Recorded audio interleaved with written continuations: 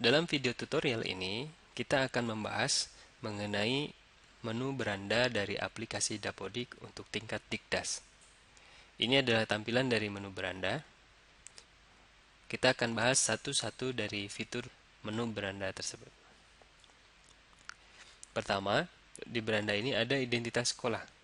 Identitas sekolah ini berisikan nama sekolah, alamat sekolah, kepala sekolah, operatornya siapa, tahun ajaran kapan, lalu status sekolah itu negeri atau swasta, akreditasinya, serta status menerima bosnya.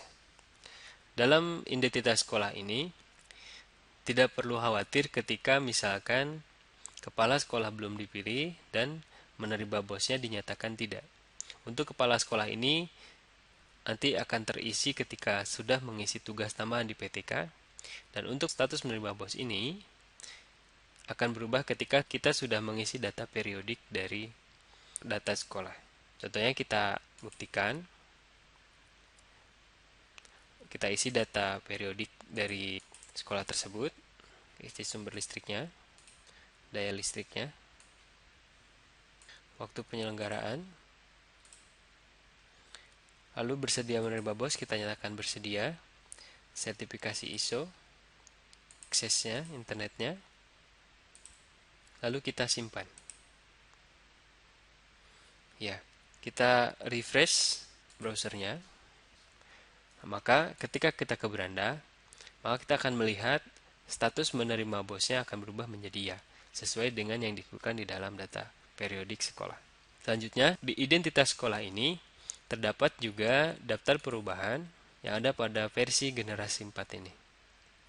Di sini kurang lebih terdapat 23 perbaikan dan pembaharuan. Kita tutup. Lalu ini bisa digunakan apabila misalkan akan keluar dari aplikasi. Nah, selanjutnya di bawah data identitas sekolah ada juga fitur informasi. Di sini kita akan diberitahukan versi aplikasinya berapa, lalu versi database-nya. Di sini juga disediakan link-link yang berhubungan erat dengan pendataan dari Dapodik. Ada cek progres pengiriman, generate prefill, verifikasi validasi NISN, forum pendataan grup Dapodik serta helpdesk.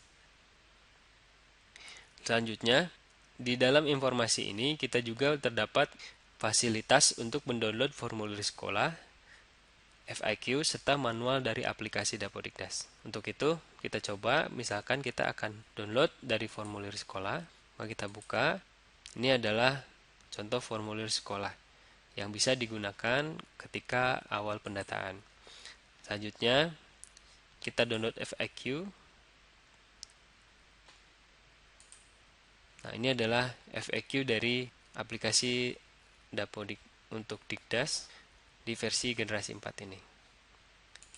Bisa juga kita mendapatkan manual dengan mengklik manual penggunaan aplikasi Dapodikdas.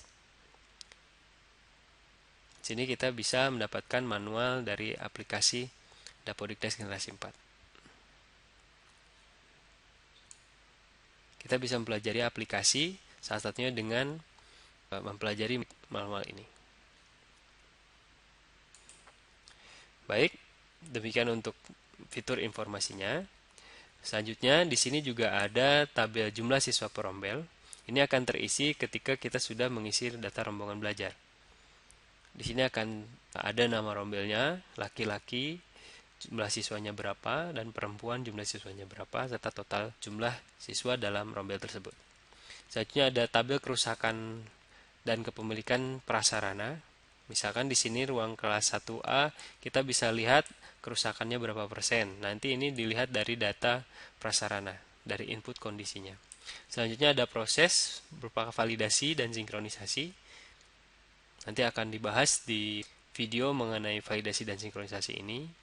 Kita juga bisa unduh profil sekolah dan absensi peserta didik berupa Excel. Dan ini hanya tambahan saja untuk salah satu alternatif memperoleh data peserta ujian nasional. Dan yang paling bawah ini adalah update log sinkronisasi, yaitu update berupa log dari kapan sekolah melakukan sinkronisasi. Itu adalah penjelasan mengenai beranda. Selanjutnya, Salah satu yang baru di aplikasi Dapodik untuk Dikdas ini, generasi keempat ini adalah ada menu pengaturan. Di sini melalui pengaturan ini kita bisa merubah tema serta ukuran font dari aplikasi kita. Misalkan kita akan rubah dari biru ini menjadi warna yang lain, di mana di sini sudah tersedia 6 alternatif warna. Lalu dari segi font juga sudah disediakan 3 alternatif font. Untuk tema ada warna biru, merah, jingga, hijau, hitam, dan abu-abu. Kita coba gunakan warna merah dengan font yang kecil. Lalu kita terapkan. Maka kita lihat aplikasi yang tadinya berwarna biru, sekarang berubah temanya menjadi berwarna merah. Ini dapat kita sesuaikan dengan kenyamanan kita dalam menggunakan aplikasi. Di sini juga manajemen pengguna yang tadinya ada di beranda sekarang berpindah ke pengaturan. Kalau kita akan mengakses ini, masukkan kode registrasi sekolah, nanti kita dapat melihat menu manajemen pengguna ini. Selanjutnya, untuk melakukan pembaruan aplikasi, di sini ada menu cek pembaruan, kita coba klik. Nah, nanti di sini dikatakan belum tersedia pembaruan untuk versi aplikasi Anda. Sehingga apabila nanti ada versi baru, kita cukup klik cek pembaruan ini dengan terkoneksi ke dalam internet, maka kita bisa mendapatkan update dari aplikasi yang terbaru. Ini adalah cara baru dari aplikasi Dapodik untuk dapat mengupgrade versi aplikasi Dapodik. Demikian penjelasan mengenai beranda dan pengaturan.